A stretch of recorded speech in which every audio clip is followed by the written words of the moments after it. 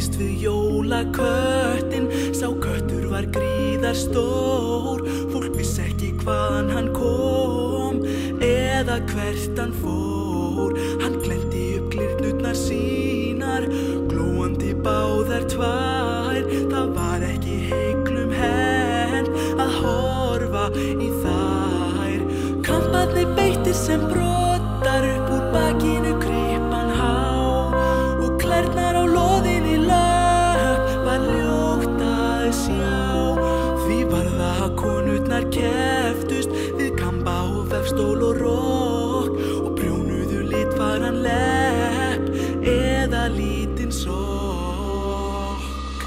Því kötturinn mátti ekki koma og krækja í börnin smá. Þau urðu að fá sína flík, þeim fullorðnu hjá. Og kvöld var á jólakvöldið og kötturinn gægðist inn. Stóðu börnin bísfellt og rjóð með vöggurinn sinn. Hann veifaði stélinu sterka, hann stökk og hann klúraði og blés, og var ýmist uppi í dal eða upp um nes.